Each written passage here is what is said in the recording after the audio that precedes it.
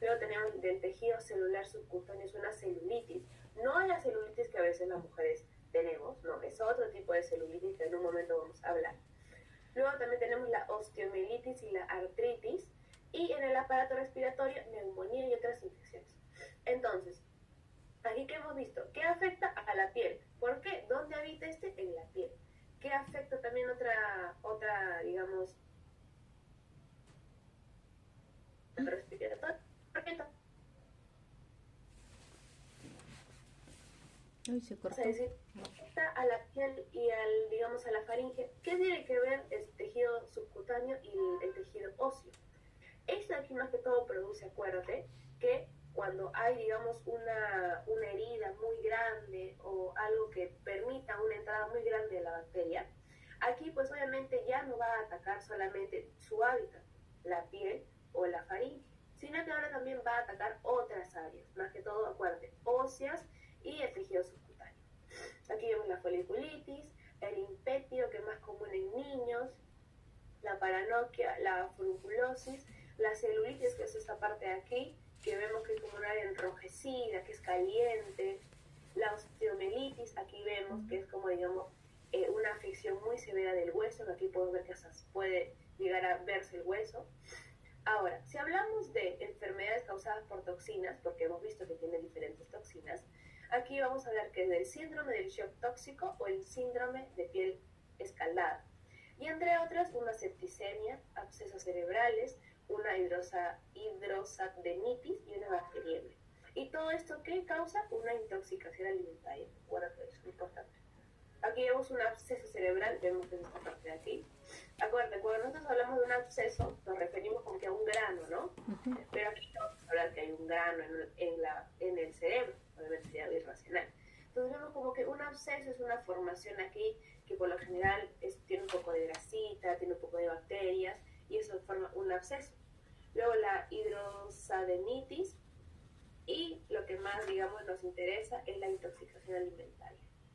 El síndrome del shock tóxico y el síndrome de la piel escalada, que es más común en bebés. Ahora, eso es hablando sobre el aureus. Aureus, una característica importante, ¿cuál sería? Que es resistente a antibióticos como la penicilina, que es catalasa positivo, es coagulasa positivo, tiene una beta-hemólisis con una producción de pigmentos, y básicamente eso es lo que nos importa. En cuanto a su identificación bioquímica, porque también tiene otras importancias, pero eso ya lo vas a aprender tú en cuanto a las patologías que produce. Ahora, si hablamos de los estafilococos epidermis, ¿cuál es el hábitat natural? La piel. Por eso se dice, constituye el 90% de la microbiota normal. Las siguientes características son importantes. No es hemolítico, o sea, es una gamma hemólisis y es coagulaso negativo. Acuérdate eso, gamma hemólisis y es coagulaso positivo. Entonces, ¿qué ejercicio podemos tener?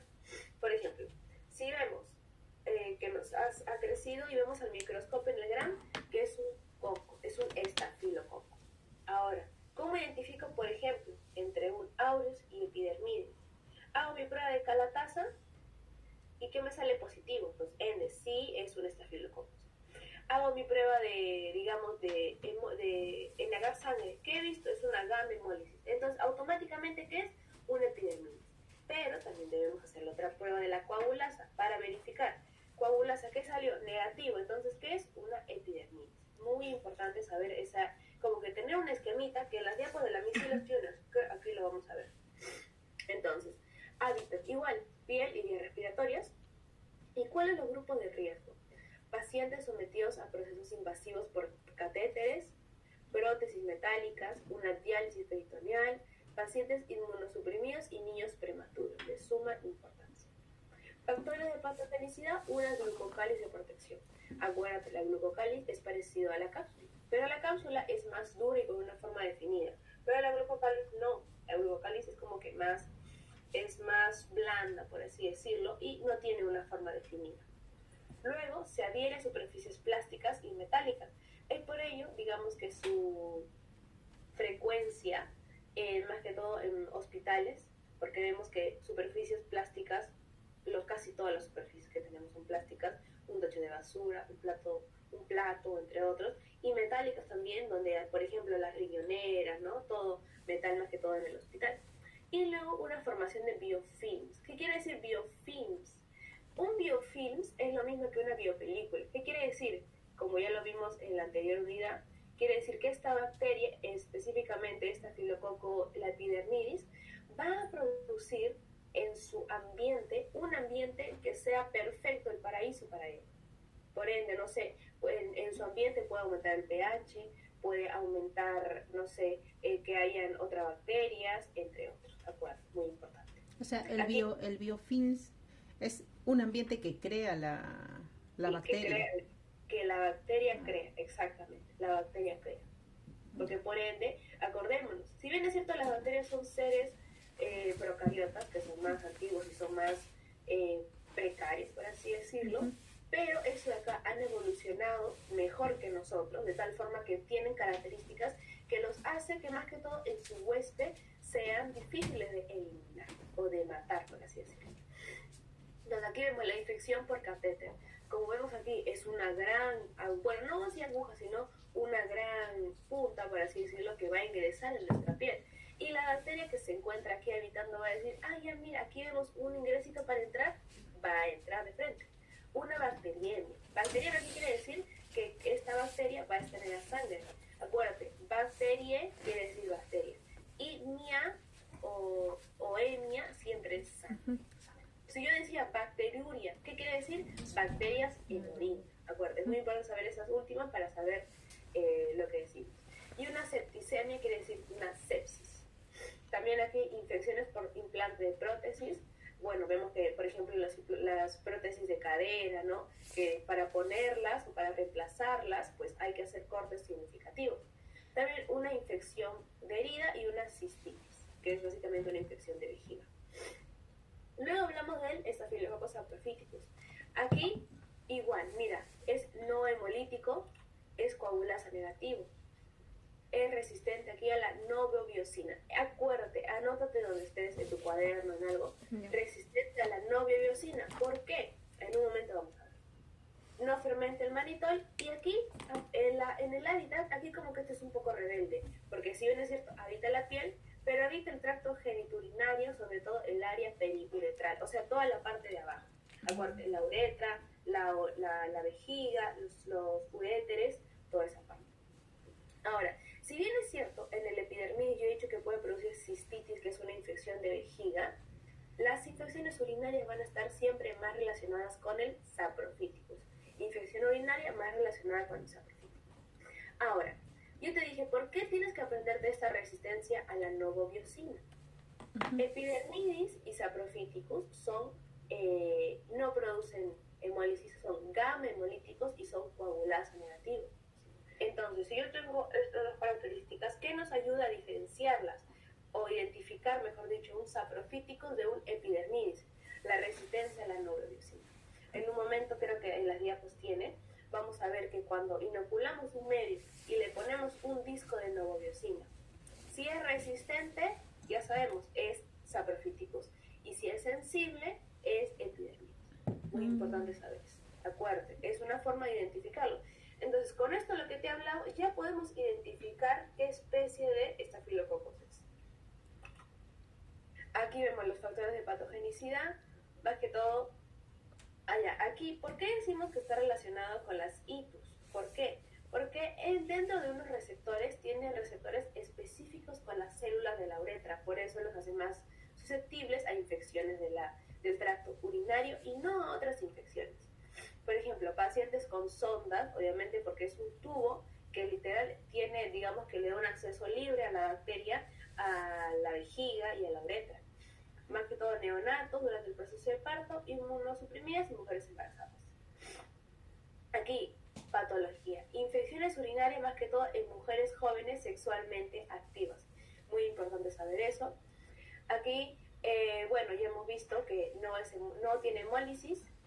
El agar, digamos, salado manitol, ese acá también nos ayuda a diferenciar, por ejemplo, si es una colonia como vemos acá, si es amarilla como esta, es un aureus, pero si es así blanca, es epidermis o saprophyticus. Ahora, pero tú me vas a decir, ¿Cómo de que blanca si acá yo veo rosado?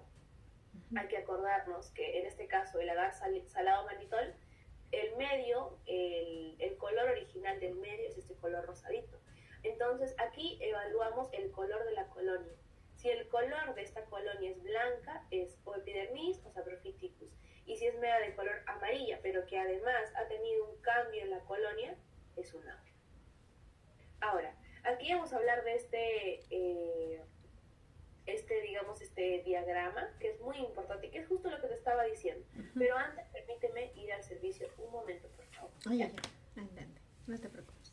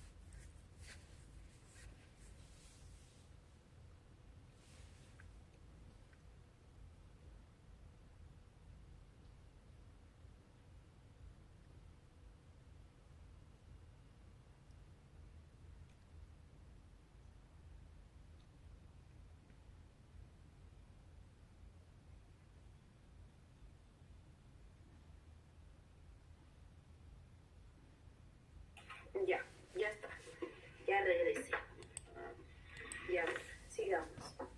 Entonces, aquí vamos a hablar de digamos, este mapa conceptual que es muy importante. Primero, vamos a empezar desde la identificación con los medios de cultivo. Yo tengo mis dos medios. En uno sale que ha crecido en sangre, pero no ha crecido en macón. ¿Qué es? Un coco. Hasta ahí ya sabemos que es un coco. Hacemos nuestro gram y vemos que es un coco gram positivo. Vemos también que es un estafilococo. Ya sabemos qué disposición tiene. Bueno, mejor no. Simplemente digamos que vemos en un gram y vemos que es un coco gram positivo. De ahí, luego vamos a saber y vamos a diferenciarlo. Si es un estafilo o si es un estrepto. ¿Qué vamos a hacer? La prueba de la catalasa.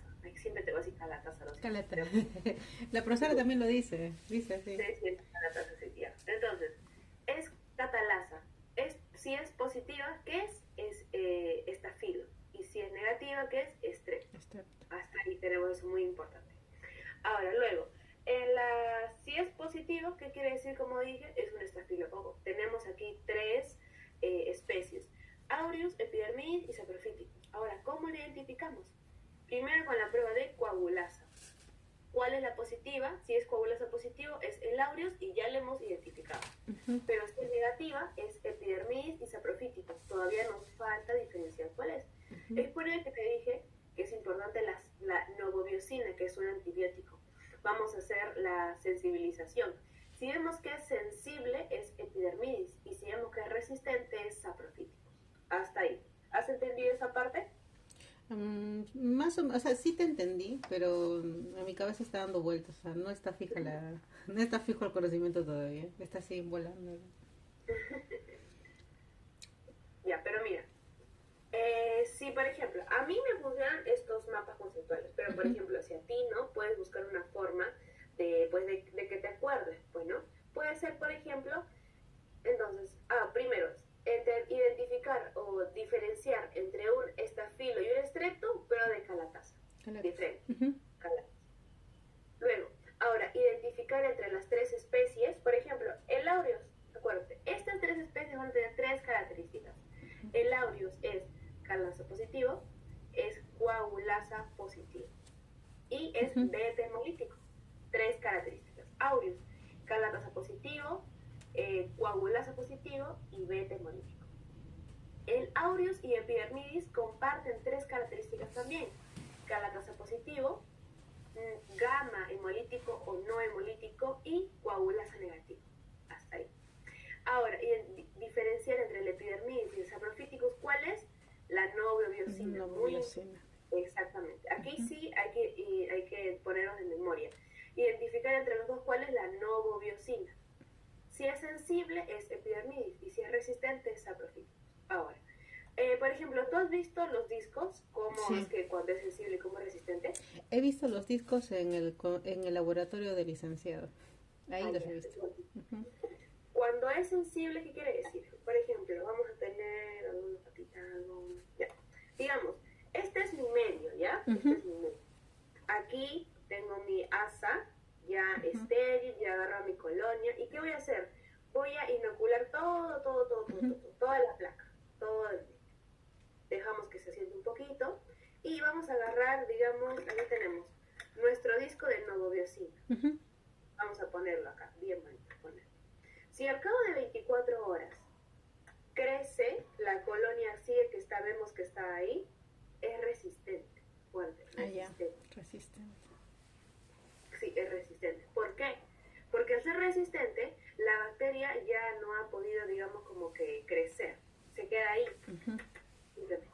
Pero cuando es sensible, ¿qué quiere decir? Ahí sí se forma como un halito. Como sin nada, como si estuviera blanquito sin absolutamente nada, ¿cierto? Exacto. Cuando se crea como ese halito sin nada, es sensible. Y cuando no se crea ningún halito, es resistente. Muy importante. Muy importante. Ya. Sigamos. Entonces, ya hemos hablado de los estafilos, ahora vamos a hablar de los estreptos. Ahora, primero, seguimos, recordad que lo voy a volver a repetir. ¿Cómo diferencio estreptococo de estafilococo? ¿Cómo era?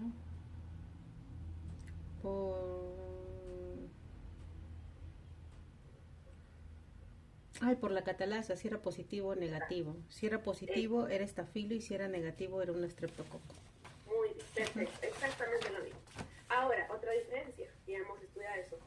¿Cuál es la diferencia en estructura o en conformación de un estrepto de un estafilo?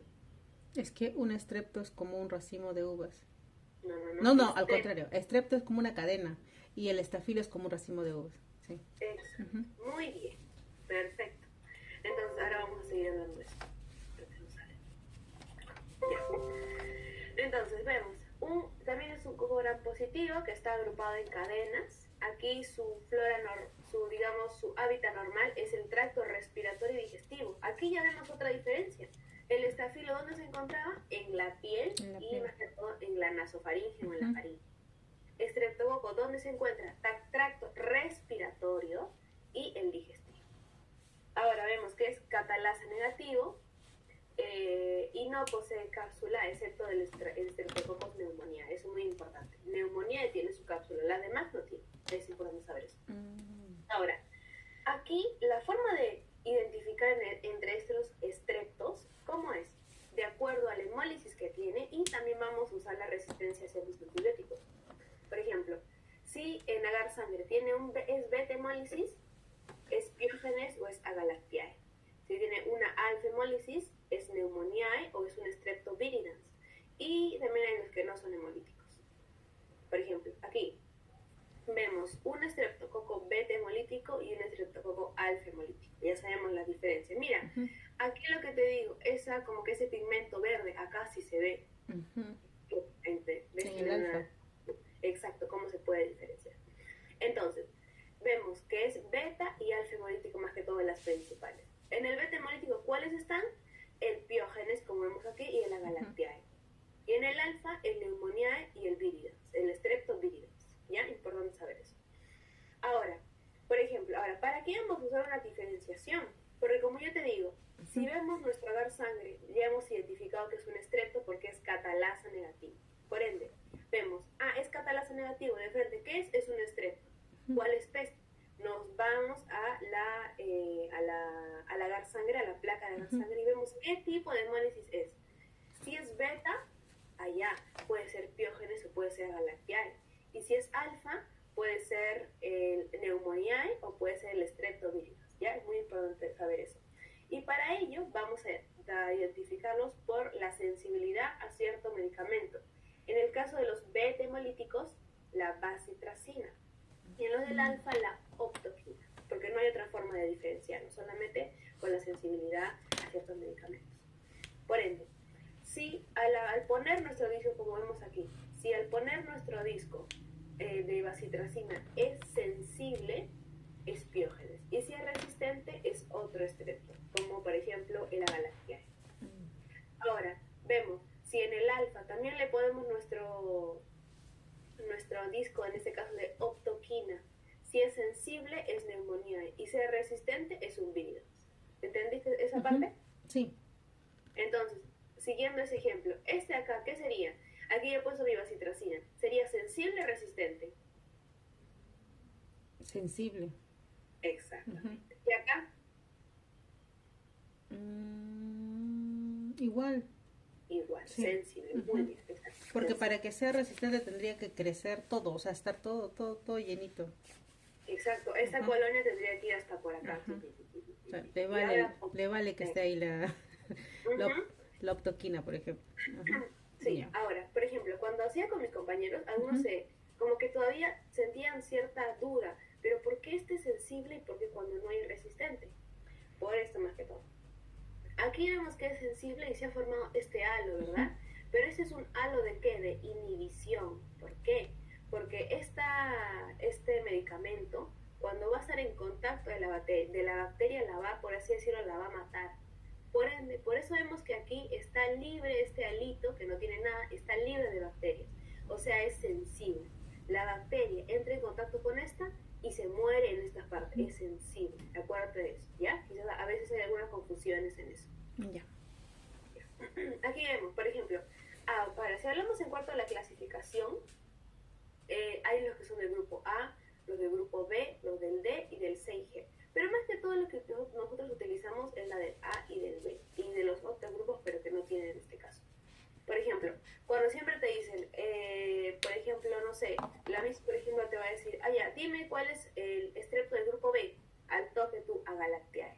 Grupo B, Agalactiae. Y si te dice el grupo A, Piógenes, al toque. ¿Ya? Ya.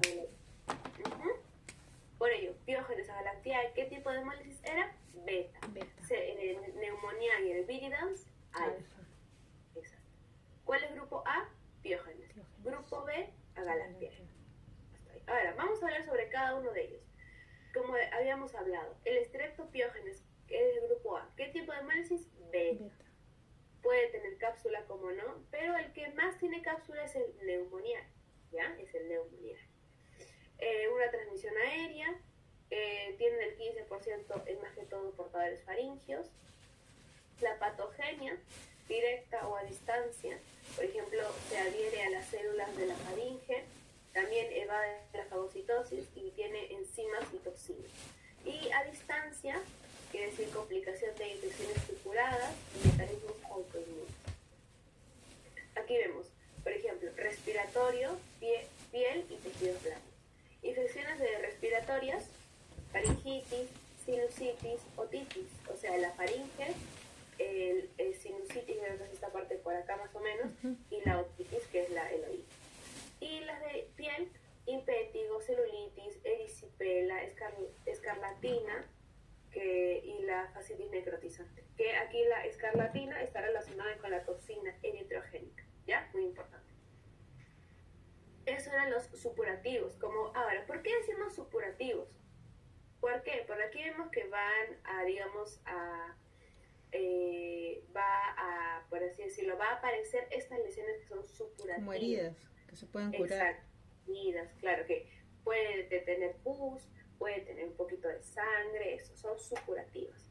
Y cuando hablamos de las no supurativas, quiere decir que no. Por ejemplo, la fiebre, la artritis, la afección cardíaca. No sé, por ejemplo, si tienes una afección cardíaca y tú, siguiendo el ejemplo, no sé, presionas, por así decirlo, el corazón, ¿va a salir algo? No. No es supurativa, es una afección cardíaca. Y también vemos una glomerulonefritis aguda, hipertensión, hematuria, proteinuria y edemas. ¿Ya? Muy importante. En las no supurativas tenemos la fiebre reumática, fiebre irritable y la glomerulonefritis aguda. Es muy importante. aquí vemos, entonces, catalasa negativo. ¿Qué nos indica? Es un estrepto. Beta hemólisis puede ser o Piógenes o Agalactiae. Es sensible de frente, Piógenes. Esas tres formas nos ayudan a identificar. ¿Ya? Acuérdate, porque a la próxima que vamos a tener en nuestra clase te voy a preguntar o te voy a poner estas imágenes. Y tú me vas a decir que si es estrepto, estafilococo. ¿Ya? Ahora, vemos el otro que es el Agalactiae. El Agalactiae también es una flora normal de hidrato, en este caso digestivo. El anterior era digestivo y respiratorio. El Agalactiae más que todo es digestivo, del 15 al 30% en gestantes, y tiene una producción de pigmentos específicos también en ciertos medios, como por ejemplo el medio granada. Ahora, aquí, la patogenia. A diferencia de los demás, este Agalactiae todavía no se ha identificado si tiene toxinas o factores de virulencia, solamente se sabe que produce una infección. Y lo más importante, y acuérdate de esto porque es muy probable que te entren en los casos clínicos, meningitis neonatal y sepsis. ¿Ya? Meningitis neonatal y sepsis. Aquí vemos, por ejemplo, catalasa negativo, ¿qué quiere decir? Es un estrepto. Beta hemólisis puede ser o Piógenes o Agalactiae. Pero en este caso es resistente, como vemos aquí, resistente. Entonces, ¿qué es un Agalactiae? Exactamente. Exacto. Aquí, por ejemplo, en esta imagen, cuando es sensible, la zona de inhibición no siempre es grande, como hemos visto, ¿no? En ahí este es caso pequeño.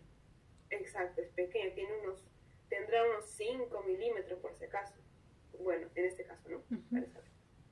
Y algo aquí también importante es la prueba de CAM para identificarlas. Más que todo, aparte de utilizar la sensibilidad, se puede utilizar esta prueba de CAMS para saber o para identificar entre los del grupo B, que es Agalactiae o el Piógenes.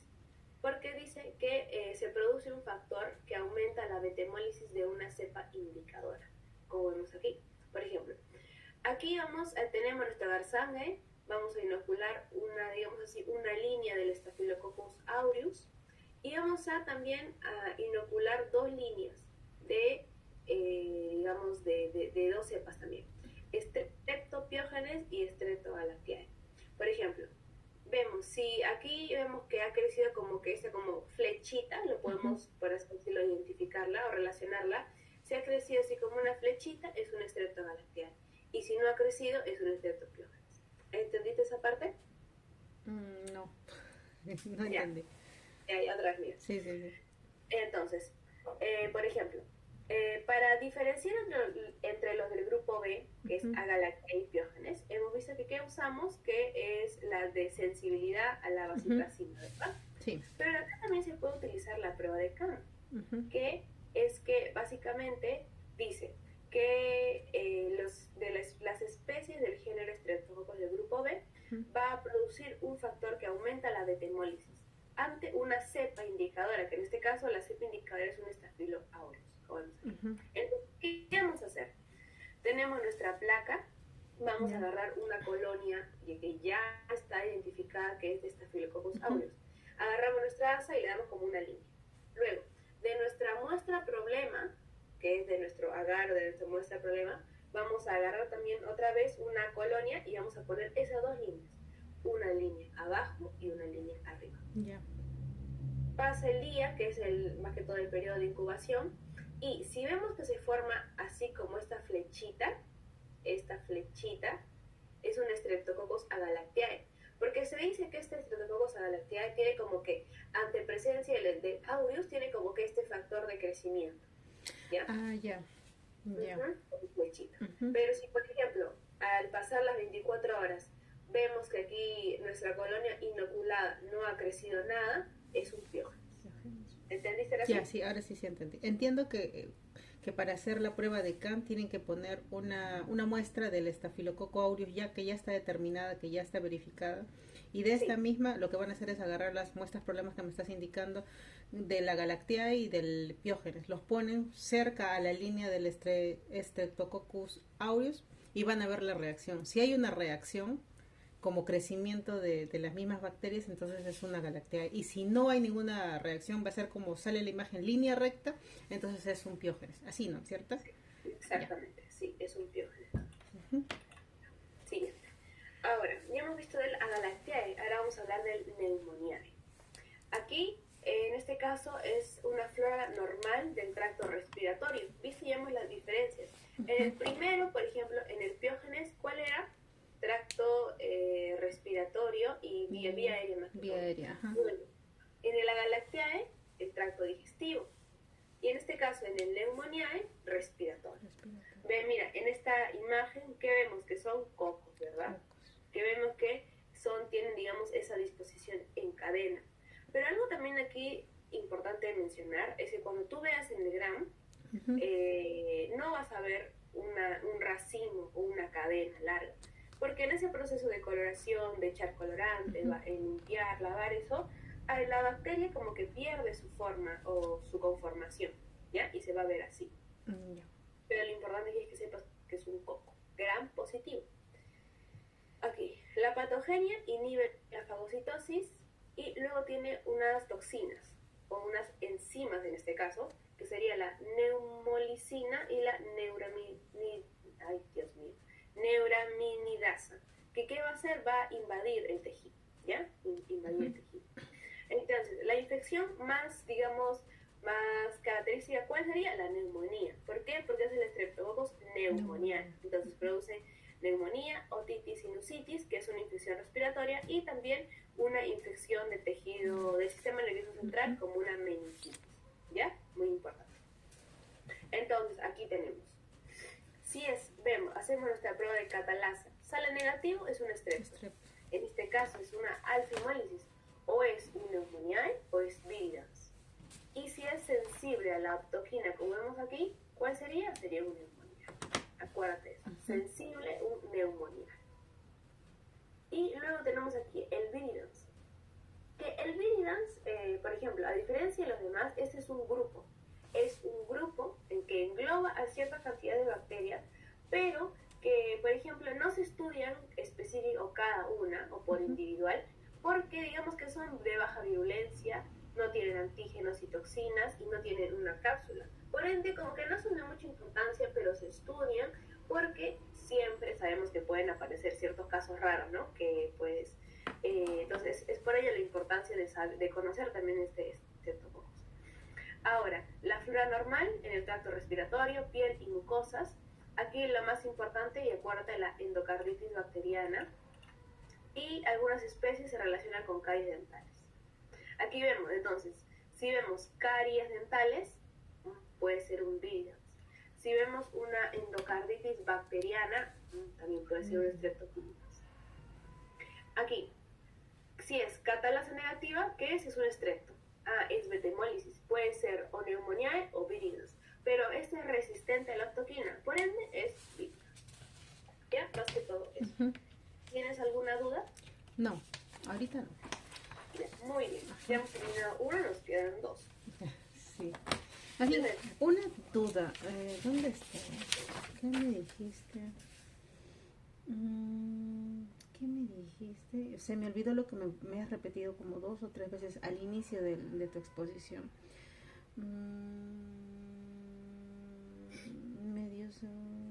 Sí, se me olvidó. ¿Dónde está fermentación? Ya está, medio de algo me decías con relación al LIA, SIN y TCI, que tenía que tener en cuenta unas características, y se me olvidó. Le quería anotar. Ya, por ejemplo, mira, LIA, citrato, LIA y TCI son medios, digamos, como en gelatina. O sea, son medios que están, ¿cómo decirlo?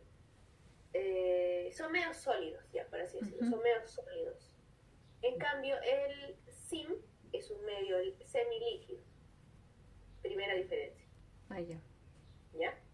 Luego, en el citrato, LIA y TCI, ¿qué vamos a evaluar? Características bioquímicas. Si oxida la lactosa, la glucosa, la galactosa, entre otros. En cambio, en el SIM vamos a evaluar 3 características que no son por así decirlo, bioquímicas. Uno es zinc. SD si produce ácido sulfídrico, el negrito. El I si produce indol, que se utiliza o se agrega un reactivo. Y el M de movilidad. ¿Ya? Movilidad. Eso, movilidad. Por ello, todo, la importancia de saber de que este sea un medio semilíquido. Porque, por ejemplo, si tú inoculas para saber la movilidad en un medio que ya es sólido, ¿qué vas a poder ver? No vas a poder ver bien, pues, ¿no? Su movilidad de la materia. Por eso tiene que ser semilíquido. No es líquido, o sea, no es como esta agua que volteas y ¡pah! No, es semilíquido, ¿ya? Semilíquido. O sea, como semigelatinoso. Exacto, como semigelatinoso. Ahora, vamos a pasar al enterococo, streptococo y petostreptococo. Tococos. Ahora, mira, aquí, siéntate sincera, en los casos clínicos y en el examen, la verdad no ha entrado mucho de esto. En los casos clínicos quizás uno de ellos habrá sido uno de estos, pero en el examen, que yo me acuerdo, no había entrado ninguno de estos. Pero igual es importante saberlo, ¿no? Entonces, aquí, ahí estamos hablando de los cocos de gran positivos que son de importancia. Ya hemos hablado del estafilo y ya hemos hablado del strepto. Ahora vamos a hablar del enterococo. Los enterococos, los más importantes, bueno, existen varios, ¿no? El fecalis, el faecium, el durans, el labium, secorum, gallinarum, pulsuferus. Pero los más importantes, o no importantes, sino los que tienen más frecuencia, es el fecalis y el faecium, que más que todo son comensales en el intestino delgado. ¿Ves? Ya vemos otra diferencia. Intestino delgado. Nosotros hemos visto que son o digestivo o respiratorio, pero aquí nos dicen que son del intestino delgado. Características. Son cocogram positivos, como vemos aquí. Son diplococos o en cadenas cortas, como vemos. Y ya. Y típicamente son gamma-hemolíticos, o sea, son este de acá, no tienen hemólisis. Ya vemos la primera diferencia. Entonces, este es enterococos, es un coco gram positivo, también es una cadena, pero más que todo son diplococos, como vemos aquí, diplococos o cadenas, pero son cadenas cortas y son gamma hemólisis, o sea que no tienen una hemólisis. Otra característica importante es que tienen una alta resistencia a los antibióticos, penicilina, cefalosporinos de las 4 generaciones y algunos aminoglicósidos. Y aquí también importante es que cuando se produce una infección o se contrae la infección por un enterococo, pero en la vía hospitalaria, por lo general son resistentes a la vancomicina. Entonces aquí dice, no son capsulados, a veces son móviles, fermentan carbohidratos con elaboración de ácido láctico, catalasa y oxidasa positivo. Aquí se nos agrega otra prueba. No solo es catalasa, sino también es oxidasa negativo. Catalasa y oxidasa negativo. ¿Qué más? Y aquí se desarrolla en presencia de 10 al 40% de sales biliares. Ahí importante. ¿Ya? Vemos entonces. Si es catalasa positivo, ¿qué sería? Un estafilococo. Pero en este caso, como ya hemos hablado de otro grupo que son los enteros, si vemos que es un catalasa negativo, puede ser un estrepto, puede ser un enterococo. Pero haciendo otras pruebas vamos a poder identificarlo. ¿Ya? Entonces, ¿cuál es el hábitat? Tracto gastrointestinal, el intestino. Eso es más que todo su hábitat de importancia. Las infecciones ocurren cuando las defensas del huésped descienden o por el uso de dispositivos invasivos, como en este caso un catéter venoso central. Entonces aquí, ¿cuál es la estructura antigénica? Como yo te mencioné, hay varias especies, pero son las dos que tienen mayor frecuencia, la fecalis y el faecium. ¿Y cuáles son sus estructuras antigénicas? Aquí, el ácido glutámico, la lisina y la alanina, que son aminoácidos, y aquí el ácido glutámico, lisina, alanina, pero además el ácido aspartico. Vemos que se parecen bastantes, ¿o no? Solamente la diferencia uno, que es el ácido aspartico, ¿ya? De importancia. Aquí vemos, por ejemplo, cuáles son los genes, aunque esa no es mucha importancia, lo que produce y su acción. Pero más que todo lo vamos a hablar, ¿para qué? Para ver qué factores de virulencia tiene. Por ejemplo, aquí aumenta la adherencia hacia las células del hospedero. También, digamos que hidroliza cierta sustancia que va a otorgar nutrientes. Luego también favorece la unión de los enterocitos, que los enterocitos son las células del intestino en este caso. También promueve, aquí vemos, la formación de biofilms o de biopelículas y contribuye a la supervivencia en sitios de infección. Ahora, la patogenia. Este tiene poco potencial patógeno, principalmente ataca a inmunocomprometidos. ¿Qué quiere decir? Por ejemplo, si yo me contagio de un enterococo, en mi caso no va a producir, digamos, una infección de importancia. ¿Por qué? Porque yo soy una persona con un sistema inmune que es óptimo, que es apto, que se puede defender. Pero, por ejemplo, personas inmunocomprometidas que tienen VIH, que tienen SIDA, que tienen cáncer, que han tenido un trasplante, que tienen una enfermedad autoinmune, pues su sistema inmune está comprometido. Y por ende, aquí, organismos que por lo general para nosotros no son oportunistas, para ellos sí. Entonces, vemos, obviamente, esos que son inmunocomprometidos, pero también que utilizan dispositivos invasivos. Acuérdate, los dispositivos invasivos, si bien es cierto, nos ayudan, ¿no?, a saber ciertas funciones, también son muy peligrosos, más que todo en el ámbito hospitalario, porque es un lugar de una fácil entrada para las bacterias.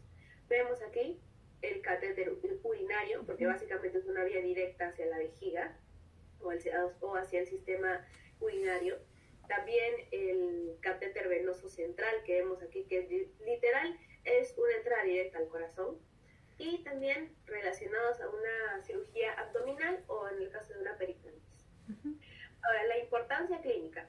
Es una emergencia, claro, como uno de los problemáticos patógenos nosocomiales. Como te mencioné, más que todo están relacionados o son más patógenos en el hospital. Porque, como te mencioné, cuando un enterococo se adquiere, por así decirlo, en el hospital, es más resistente a la vancomicina, que es un antibiótico de importancia. Y es de una rápida resistencia a drogas antimicrobianas, también por ello. Como te mencioné, en este caso, este enterococo tiene su plásmido, ¿no? Como ya hemos hablado. En este caso, su plásmido tiene una característica ¿de qué? De que tiene una cierta resistencia que la adquiere de manera muy rápida, ¿ya? Por ello la importancia. Y aquí, hay dos tipos de enterococos que causan infección. Puede ser que provenga de la flora nativa del paciente o que tenga de resistencia a, una resistencia múltiple. Ahí vemos. Entonces, aquí en el diagnóstico de laboratorio, aquí vamos a hablar de otras pruebas que ya son diferentes a las que hemos visto. Por ejemplo, ¿por qué hablamos de la hidrólisis de la bilis esculina? Porque como te mencioné, este de acá crece, por así, o se desarrolla en un ambiente entre 10 al 40% de bilis. Entonces, todos los enterococos son bilis esculina positiva, muy importante en cuanto a sus pruebas de laboratorio. Positiva, ¿qué quiere decir? Que presenta un color negro, así vemos, u oscuro en el pico de flauta. Y negativo, no produce ningún medio. Y el resultado a las 72 horas. Pero también vemos, ¿qué vemos acá? Que es un poco, digamos, exigente. ¿Por qué? Porque más que todo las pruebas que son así, que se utilizan medios, a las 24 horas ya están listas, pero en este caso no, a las 72, o sea, 3 días. ¿Ya? Muy importante. Enterococo es bilis esculina positiva. ¿Y cómo vemos cuando es positiva? Aquí, cuando es de color negrito. Muy importante. Luego, tolerancia a 6.5 de cloruro de sodio. Dice, los enterococos tienen capacidad de crecer a altas concentraciones. ¿Ya? Vemos, por ejemplo, positiva. Aquí da como que el medio como que se pone un poco turbio. Y negativa cuando sigue siendo transparente. Y aquí vemos otra vez, dentro de las 72 horas. Es un poco exigente este enterococo. Otra prueba que es la de PIR, que es el PIR-TERS, que es muy importante porque tiene una alta especificidad y es positiva para enterococos. Vemos, aquí tenemos nuestra prueba de PIR. Si lo ponemos un momento este PIR en nuestra placa y luego lo sacamos y le ponemos este reactivo que sí es un sustrato, vamos a ver que se pone así, positivo, ¿ya? Este color medio rosadito, por así decirlo, ¿ya? Entonces, hasta ahora, ¿qué hemos visto hasta ahora? Primero, digamos, ¿cuáles son las 3 características importantes para su diagnóstico? Bilis y esculina positivas, un medio negrito. Luego, crece o prolifera bien en un medio con alta concentración de cloruro de sodio. ¿Y cómo se pone? Se pone así, turbio. Y en el otro, que es el PIR, se pone así, de color rosa. Entonces aquí, bueno, eso es lo que hemos visto. vemos la diferencia entre el fecalis y el faecio, pero más que todo mencionándolo nomás. Ahora, ya hemos terminado del enterococo. ¿Tienes alguna pregunta ahí? Del enterococo, no, creo que no. No, ya. Ahora vamos a pasar del peptococos y el peptostreptococos. Son cocos, bueno, gram positivos, son oportunistas. Esto aquí de importancia es un decrecimiento lento y requerimiento nutricional exigentes. ¿Eso qué quiere decir? Que no va a crecer a las 24 horas, sino puede crecer a las 48, a las 72 horas. Y luego colonias pequeñas de un gris blanquecino o incoloro tálico, vemos aquí. ¿Cuál es la microbiota normal? La zona de la boca, la zona genital, del intestino y básicamente la zona de la faringe o de la laringe. Por ejemplo, ¿cuáles son las patologías?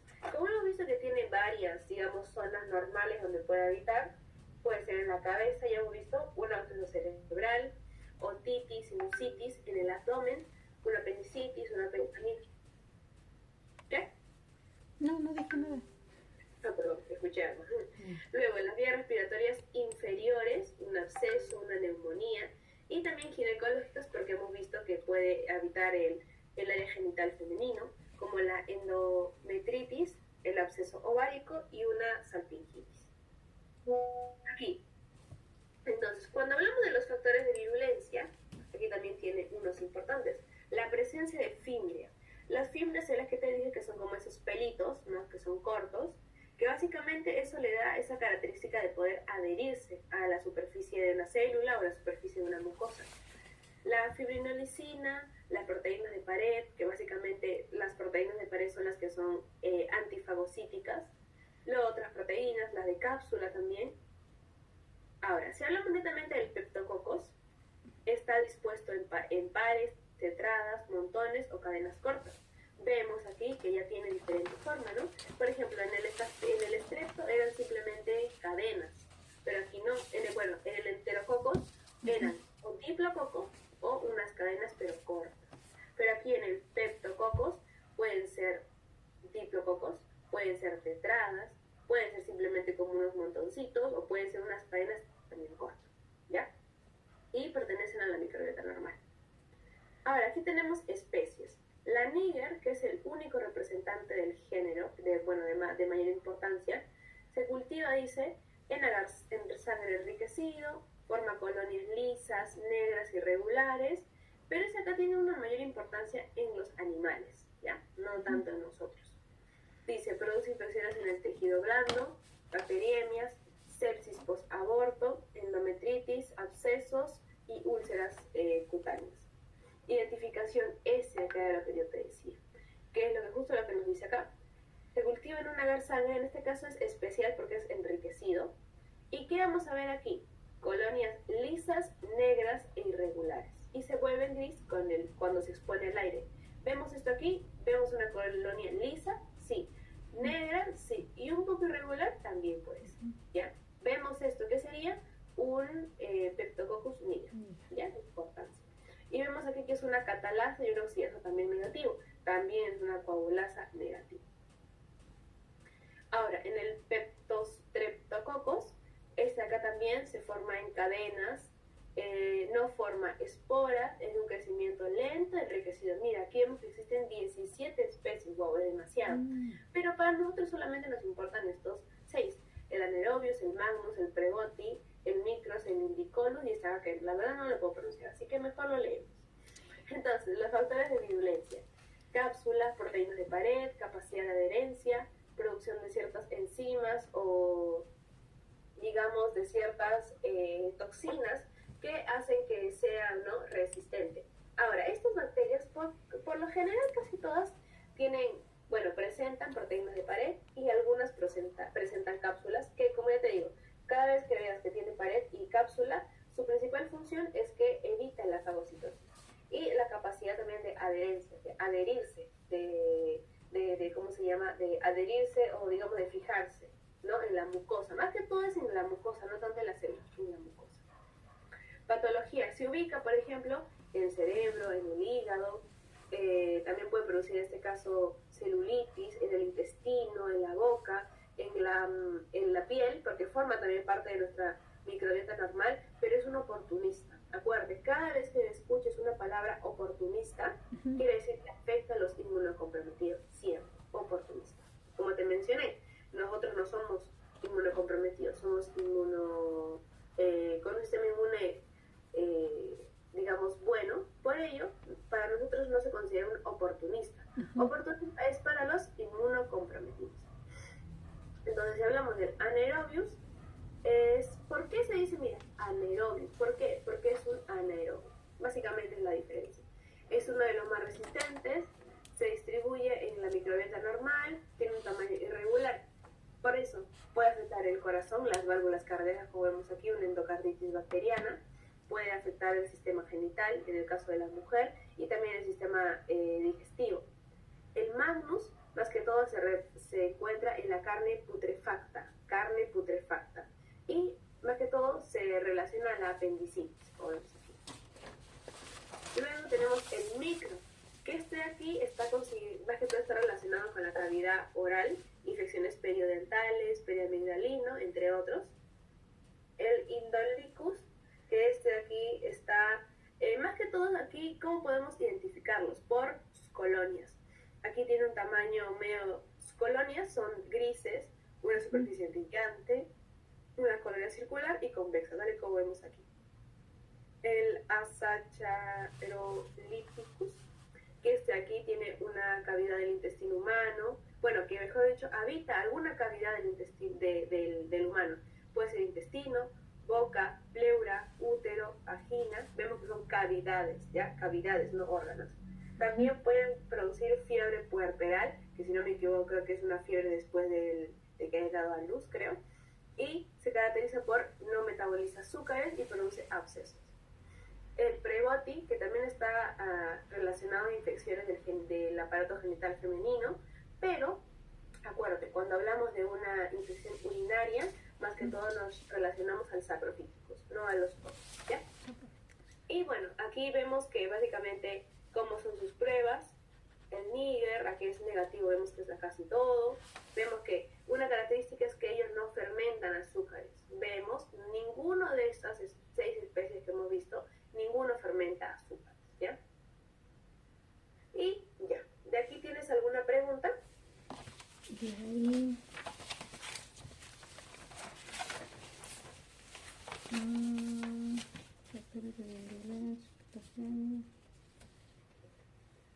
No, porque no es tanto como el primer tema es más detalloso.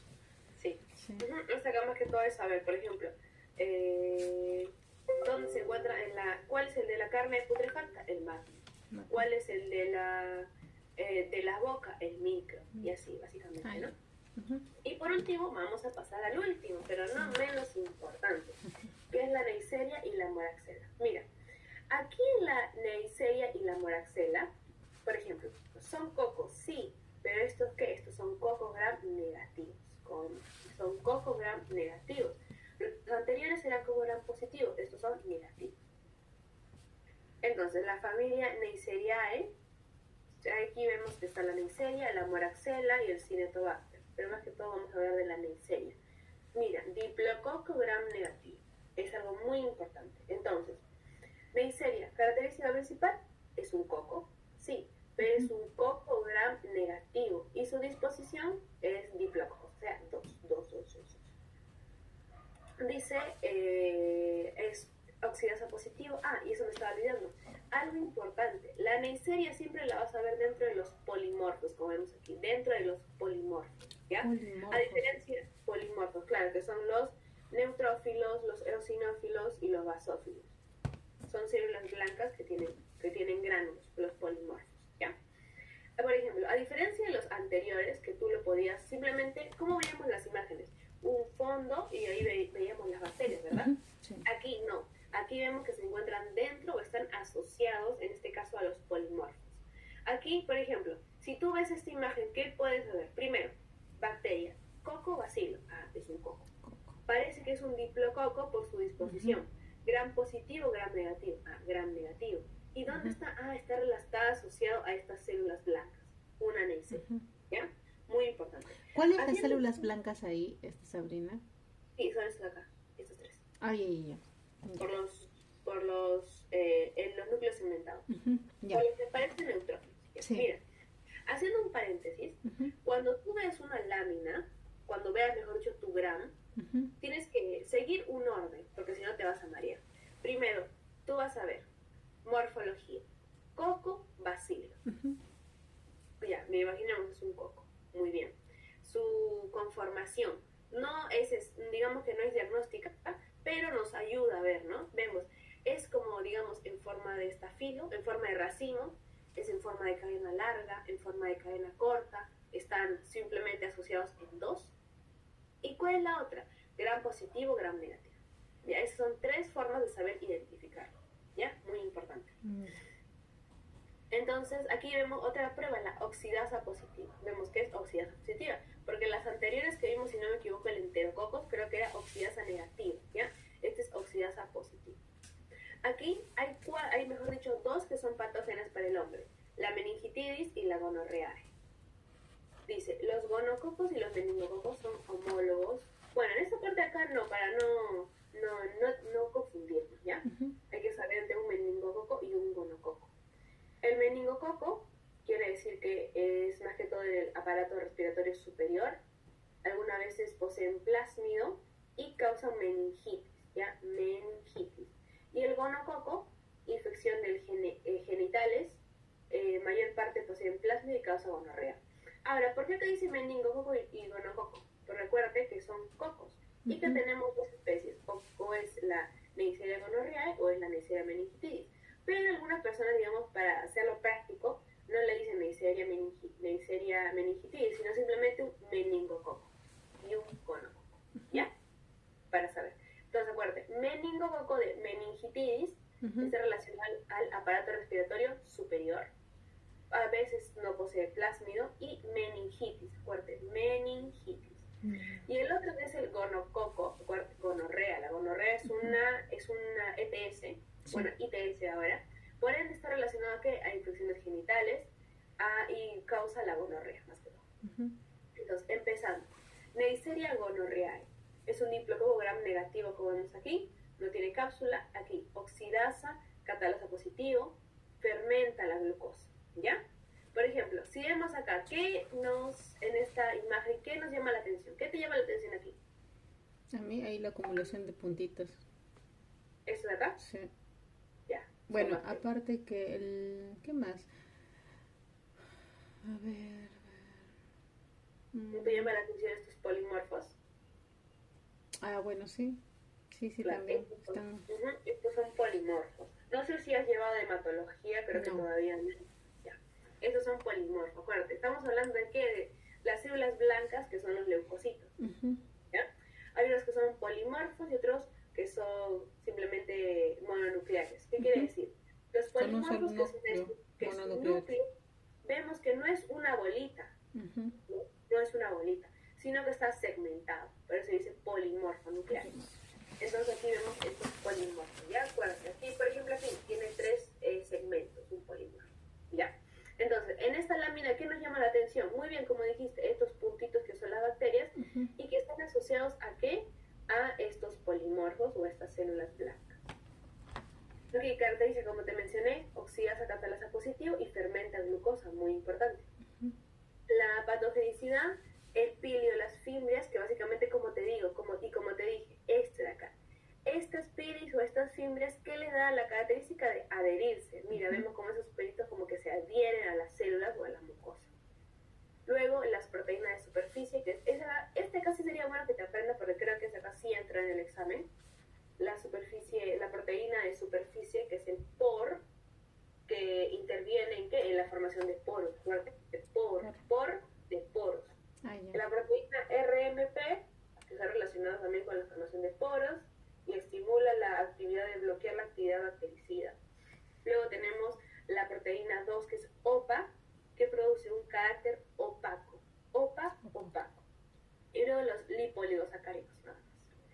Ahora, la transmisión, aquí en sí es una transmisión de contacto sexual, porque el reservorio en sí, el único reservorio exclusivo es el humano, y se infectan mucosas, uretra, endocervis, faringe y conjuntiva. Más que todo, eso está relacionado con,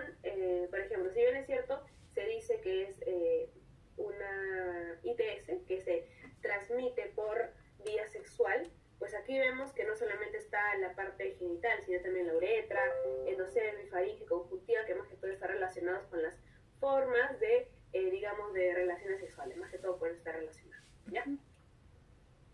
Aquí, patologías, vemos que hay estos como pústulas en los genitales, también afectan los ojos, la oftalmía neonatal. Ahora te preguntarás, si esto es de carácter de transmisión sexual, ¿qué tiene que ver aquí un problema de ojo en los niños? Al momento del parto.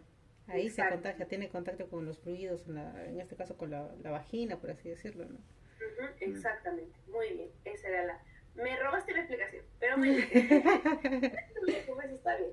Luego tenemos la faringitis, la uretritis, entre otros. Ahora, ¿cuál es la muestra? Pues obviamente no vamos a sacar aquí una muestra de sangre, pues, ¿no? Pues sería ilógico. Sino que sería pus, más que todo, de secreción uretral, cervix, recto, conjuntiva, faringe y líquido sinovial. Ahora, aquí vemos que es pus. Acuérdate que el pus es digamos, ¿no? Ese líquido blanquecino que en gran parte tiene un olor un poco fuerte. La pus o el pus es, digamos, un conjunto de ¿qué? De polimorfos, de células blancas con bacterias. ¿Que por qué tiene ese color medio blanquecino y ese olor un poco desagradable? Es porque se están muriendo las bacterias. ¿Ya? Acuérdate eso. ¿Cuál es la conformación de la pus? Células blancas y bacterias. Bueno, entre otras, ¿no? Pero más que todo eso de importancia. Entonces, en el examen directo, ¿qué vamos a ver? Un diplococo gram negativo. Diplococo gram negativo. Se cultiva en estos de acá, el Kyer-Martin, y aquí hay pruebas bioquímicas de oxidasa positiva y fermenta glucosa. Bueno, serología y eso que, bueno, ahora no nos importa. Y luego tenemos la Neisseria meningitidis, que es acá también es una diplococo gram negativo, también. Tiene aquí una cápsula, también son oxidasa y catalasa positivo. Pero ¿cuál es la diferencia? Mira, en el anterior, que era el gonorrea o el gonococo, solamente fermenta glucosa. Solo fermenta glucosa, acuérdate de eso. Pero aquí, ¿qué fermenta? Glucosa y maltosa. ¿Ya? Es la diferencia. Glucosa y maltosa. Esas características es muy importante conocerlas, porque vemos que las especies van a compartir las mismas características, ¿no? Por ejemplo, en los estafilos eran catalasa positiva, pero ¿qué nos ayuda a diferenciar? La coagulasa, también en la resistencia a otros antibióticos, ¿ya? Es muy importante saber. Los factores de patogenicidad, como vemos, como te dije, cuando es de cápsula, evita la fagocitosis. Cuando es de piris o fibria, siempre se adhiere y por ende permite colonizar. Las proteínas externas, que es la OPA, de un medio colonias opacas, el POR y el RMP, que también permiten, digamos, ciertos poros en la célula, y los lipoligosacáridos. Ahora, la transmisión. En el caso de la meningitis, se da por contacto directo con gotitas de secreción de vías nasales y faringe. Estornudos, saliva, por ejemplo, también se adhiere a las células de la faringe y ¿qué produce? Bueno, mejor dicho, puede pasar a sangre, fiebre e incluso puede producir meningitis, ¿ya? Aquí, cuadro clínico, bueno, digamos, la por excelencia, que es la meningitis meningocócica, la sepsis, una coagulación, artritis, neumonía y una pericarditis. En este caso, mira, aquí vemos la diferencia de las muestras. En el anterior, que era pus del cervix, del ano, del útero, entre otros, pero aquí, ¿qué vemos? ¿Cuál es la muestra? Sangre, porque hemos visto que puede ir a la sangre. El líquido cefalorraquídeo de excelencia, porque las meningitis solamente se pueden diagnosticar en un líquido cefalorraquídeo. Un exudado nasofaringio, que más que todo porque también puede ir al aparato respiratorio. En el examen directo, ¿qué vamos a ver? Un diplococo gram negativo, requiere el cultivo, un agar chocolate, vemos que es diferente, porque acuérdate, el agar chocolate lo utilizamos ¿para qué? Para microorganismos que son de crecimiento, digamos, exigente, son un poquito más difíciles, ¿no? de crecer. Aquí vemos una oxidasa positiva, y aquí que fermenta glucosa y maltosa. Bueno, aquí lo que veíamos, y luego tenemos el otro, que es la moraxela. Mira, la moraxela también es un diplococo gram negativo, ¿ves? Por ende, si vemos en un extendido, mejor dicho, en un gram, vemos que hay diplococo gram negativo, puede ser una moraxela o puede ser una neisseria, ¿ya? Entonces, ¿qué nos dice? Una oxidasa positivo, el anterior también era una oxidasa positivo. Dice, actualmente es el tercer patógeno más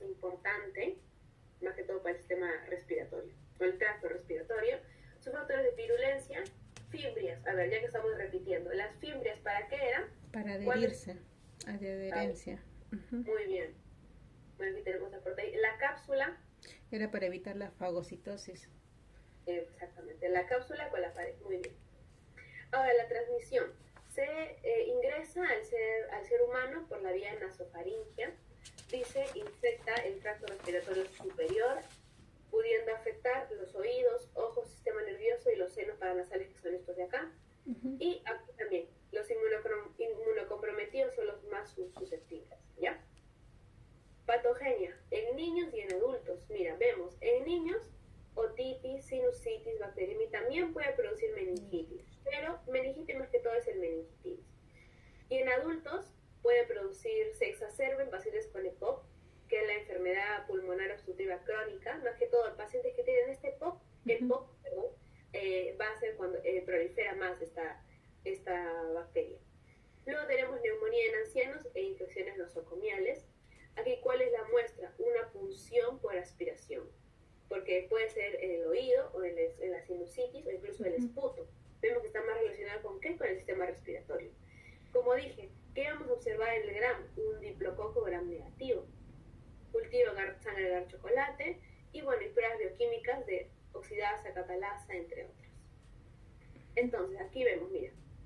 Aquí vamos a ver en un agar chocolate, vamos a ver esta moraxela, en este caso es de la especie Catarrhalis. Vemos estas, ¿no? Estas colonias de un color. ¿Qué color sería? Como un medio plomito, medio marrón por ahí, ¿no? Sí, más o menos. Y la diferencia, mira, acá están las anteriores que también vimos, que este acá no son, por así decirlo, como de ese color, sino como que son un poco más transparentes o un color más clarito, ¿ya? La diferencia también es importante. Bueno, y aquí básicamente vemos en un agar directo, en un gram directo, ¿qué vemos? Vemos que hay células, vemos que hay, ¿qué es un coco? Sí. Gram positivo o negativo. Negativo. Y que parece que están en una, digamos, en una disposición de pares. Entonces, hemos visto la diferencia entre los tres. En el estafilo, por ejemplo, ¿qué veíamos en su, vamos a buscar acá? ¿Qué vemos en su gram? Mira, un medio limpio, ¿con qué? Con esto de acá. Exacto, con este de aquí. Estas son las bacterias. ¿Tiene algo más? ¿Tiene células? ¿Tiene, no sé, entre otros? No, es un fondo limpio. Aquí en el enterococo y en el streptococo de igual forma, pero aquí en la Neisseria y la moraxela, aquí sí vamos a ver que en su extendido está relacionada con ¿qué? Con células, ¿no? Más que todo porque se encuentran asociadas o se encuentran dentro, ¿ya? Dentro de la bacteria, ¿ya? Eso sería todo. ¿Tienes alguna pregunta? No, tengo que asimilar todo. Eso. Sí, está bastante entendible. Sí entiendo. Solo tengo que repasar. Sugerencias entonces, Sabrina, ¿en qué tengo que enfocarme más? Sé que todo es importante, yo sé, pero en qué, así como que sea una regla para mí, es saberlo bien. Ya, mira, primero, de todos, vamos a ir por parte, ¿ya? Estafilo y el estrepto, ¿qué tienes que saber? ¿Qué procedimiento debes seguir para identificarlo? Como te dije ese cuadrito. Si es catalasa es esto, si es oxidasa, si es coagulasa es esto, ya. Luego también las resistencias a la novedosis. Para poder distinguirlos, ¿no? Exacto, tanto en el estafilo como en el estrepto. También aquí tienes que saber la clínica, o sea, no los síntomas, sino qué enfermedades puede producir. Eso es más importante. Y en el enterococo, bueno, como te dije, no es muy relevante, pero también sería bueno que te dije como así, por ejemplo, ¿cuál está en la carne putrefacta? El magnus, ¿no? ¿Y qué afecta al apéndice? Así más que todo. Y luego la Neisseria y la moraxela, saber básicamente la diferencia con un estafilo, que son cocos gram positivos, negativos, y que son diplococos, ¿no? Que vemos que aquí, por ejemplo, vemos la gran diferencia cuando vemos el examen directo, entre otros. ¿Y ya? Y más más que todo aquí también las enfermedades. La enfermedad tienes que sabértelo muy bien, qué enfermedades produce. Ya, ya como para repasarlo bien, ya está bien. Creo que ahí bien. Bien, Sabrina, gracias. Más bien, Sabrina, ¿en la noche tienes tiempo o estás saturada? Hoy en la noche, no, sí tengo la clase a las 6:30. Oh, ya, está bien. ¿Y mañana estás full? Mañana es viernes, ay sí, mañana sí, estoy full. Todo el día, lunes y viernes estoy todo full. Wow, ya, ya está bien. Sí, pues, si no, ya no queda más tiempo. No. Ya, entonces, hasta aquí estamos bien. Sí. Ya. Dime, dices, ¿cuánto es? Ya. ¿Te digo ahora o te lo escribo? Normal, dímelo. Ya, pero te voy a calcular, voy a hacer mi tarifario. Tu tarifario. Está buena esa. ¿Qué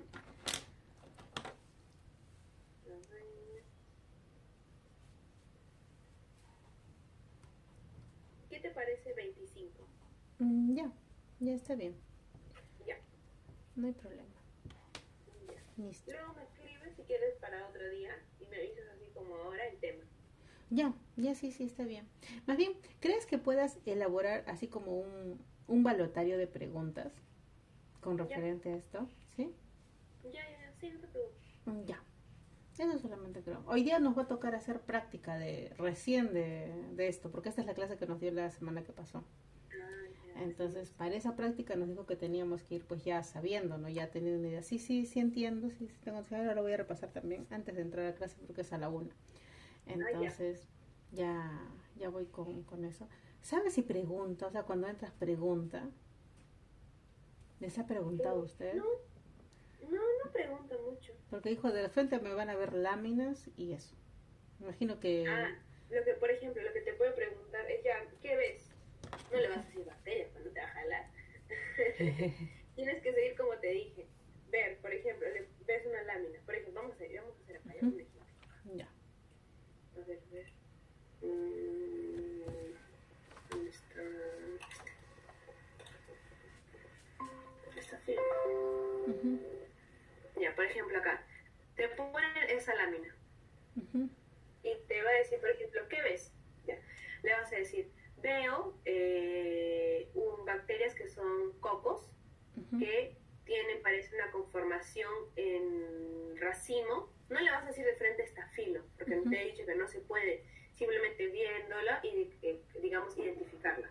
Pero dices, aquí veo cocos que son gram positivo y que parece que tienen una conformación de estafilo. No, perdón, de racimo, nada más. ¿Ya? Así. Ya. Por ejemplo, otro, a ver.